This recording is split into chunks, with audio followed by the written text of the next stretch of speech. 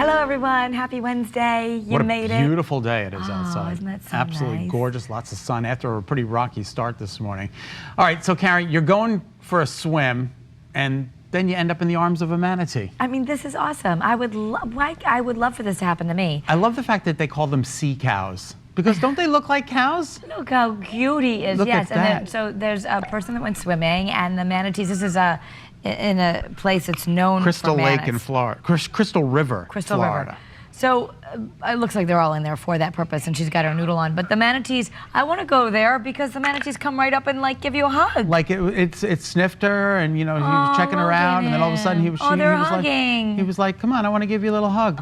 These creatures are so smart; it is unbelievable. And they're so loving. What an experience she'll never forget. I'll never forget it watching the video. It's amazing. I want to go there now.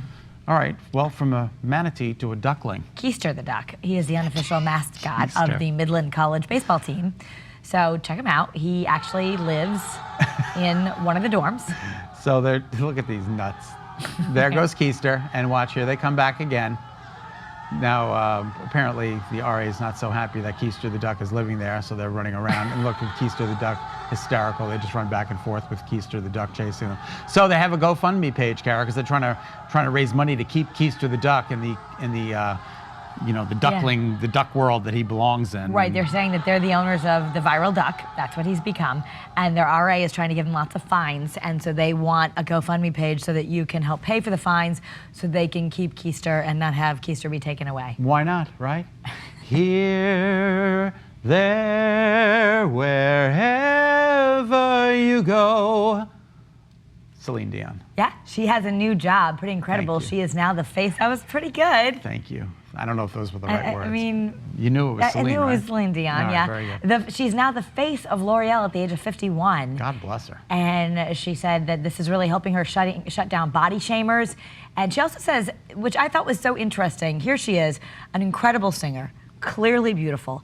And she said she never felt confident when it came to beauty. So Isn't this is that shocking amazing? to her that It's she would shocking. get picked for this because she's never really felt very confident. Isn't it funny, like our own internal, like when I look in the mirror, I'm like, ugh, I see this, and other people are like, you're not that. Right. We had this discussion yesterday with my executive producer. I'm like trying to lose a little weight. She's like, you don't need to lose weight. And I'm like, no, for me personally, when I look in the mirror, I need to have some internal confidence. And apparently she was lacking it as well. And she's like the most famous person on earth.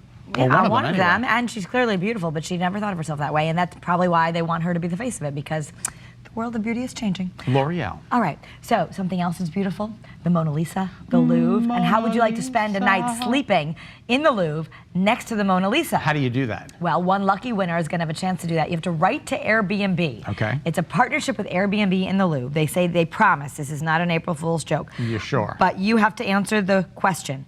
Why would you be the Mona Lisa's perfect guest? I've got the perfect answer. It's because I could be just like the Mona Lisa because I get so much Botox, you never know what my facial expression is, just like you don't know what her facial expression is. Exactly. There you go.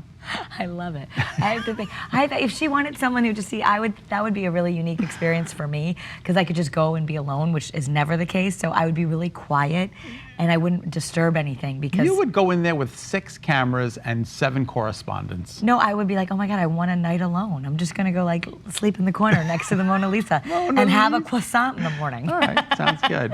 All right, now to a study that is a bit of a bummer if you like wine, Kara. Yeah, a bottle of wine a week, not a day, a week, is as bad as smoking 10 cigarettes a day, according to a new study. Now, a bottle of wine has, 3 or 4 glasses? So that's not even a glass a day. It's actually, I've never had a bottle of wine in my whole life. I don't think I've ever had a complete glass of wine. You're not a wine person, right? I do enjoy a glass of wine, like red wine, and they say that's a little bit better for you, but a bottle of wine a week is as bad as 10 cigarettes a week, they say. I think that's incredible. And the last bottle of wine I had was Mateus. Remember Mateus? How about Blue Nun? How about Riuniti or Canai? Those are just some of my favorites. All high quality wines. You find them at the bottom of the ski lifts. You know what else is not going to be good for you? What? I don't think this is going to be good for you. Okay. We actually protested, said we didn't want to talk about this, but here it is. Cranch. Ketchup and ranch by Heinz. They're coming out with these new horrible inventions that invent like mayo and things together, and now they put ketchup and ranch. Now, isn't ketchup and ranch about the same as like Thousand Island dressing? That was my We assumption. literally have to move on because I cannot It's gross. talk And about this it. is not good either. Yeah, the company that brought us Lunchables, getting into the breakfast business with Brunchables. I just don't think food should be like preserved in plastic. And I just... You know, the Bacon, kids on the egg, go, if they're not going to eat My anything. kids beg for this, and I'm like, you want a pizza Lunchable? Could there be anything grosser than But that? the thing is, if they're not going to eat anything, maybe it's better than, well, maybe not. Who knows? Maybe not. Can We're we just talk gonna about have to something decide. good? Yes, let's talk about some wonderfully authentic Philadelphia cheesesteaks. Yeah, you can get one right here in Connecticut. Seriously? Yeah, they're so good. They were actually named Best Sandwich in America. Wow. By the Travel Channel just a few years ago. Melissa Cole stopped by the Norwich restaurant to check it out. The banner outside might draw you in, or maybe you heard about it online. So I Googled what to eat for lunch, and this was like the #1 spot, and I like cheesesteak, so I figured I'd give it a shot. Have you had an original Philly cheesesteak before? No, I haven't. Always like imitation. Welcome to A Taste of Philadelphia, Phillies for short, smack in the middle of Norwich. And as you might have guessed, cheesesteaks are the big draw. What really makes it the Philadelphia cheesesteak? Well, two things, the cheese whiz and also the bread. So the bread we actually get shipped up from Philly a couple times a week. Really? Yeah. So it's And truly that's- authentic. Yes. Ed Dewar opened up this restaurant in 2011. It resembles two famous spots in the city of brotherly love, Pat's and Gino's. That's the tourist spots that everybody knows and everybody goes to. Ed takes us into the kitchen to see where it all happens. We use ribeye. So it's actually it's a really good cut of meat. A lot of times, places will try to use like a lower end cut, and it just doesn't, it's not the same. So you gotta use the good stuff. Yeah, you gotta use the good stuff to get, the good flavor, not a lot of fat. Pretty much all of them, pretty much all the cheesesteaks come with onions. You can get them without, of course. So what's the most typical cheesesteak to order? Well, the most common is the Philly. That's the basic onions, cheese, and steak. And let's just take a moment to appreciate this, Cheese Whiz. The main ingredient is what actually makes it a Philly cheesesteak. It started as provolone, like the very first, and then it, majority switched over to Cheese Whiz, and that's pretty much what it's been known as since then. Right. So this makes it an authentic Yep. Philly It's cheesesteak. Philly, yep. This is the authentic bread right from Philly, Amoroso.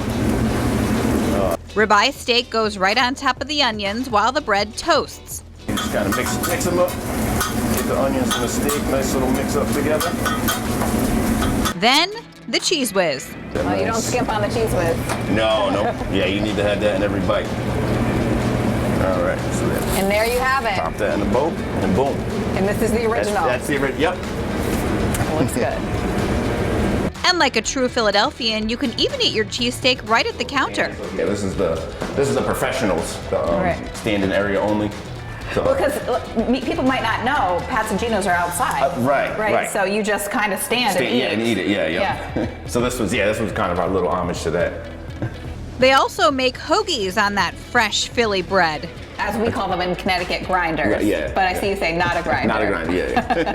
Yeah. you have to order it the official way. The official Philly Yeah. way. And then there's the fries.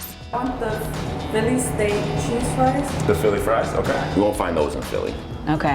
So that's a little something different that we came up with. So you put the steak and the cheese and the onions on fries. On the fries, yep. The buffalo chicken fries are the most popular. Breaded chicken, we cut up, put it in buffalo sauce, put it on top of the fries, and then put some ranch on top of that. Yeah. Yeah, Sounds really good. it's a bad day to be on a diet. This is the Ivo, and it's basically the Philly with mushrooms. Well, you got a lot in front of you here. I know. I got the grinder, and then with the fries, I was like surprised that it's meat. That's like another sandwich. Looks really good. But I have to correct you. You said grinder. It's a hoagie, right? It's a hoagie, but we're in New England. These are grinders. All right. Now, have people from Philadelphia come here and eaten here? Yep. What do they say? It's either as close to back home, or because of the steak that we use, we actually get that it's better than back home. Really? Yeah. So that's a huge compliment. Yeah, absolutely. That's what we strive for. Right.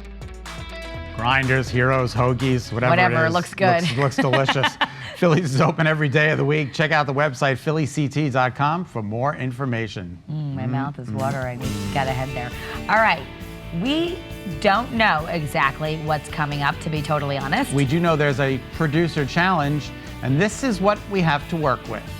Find out what we're doing when we find out what we're doing next. You watch Better Connecticut on this Wednesday afternoon. We're going to be right back.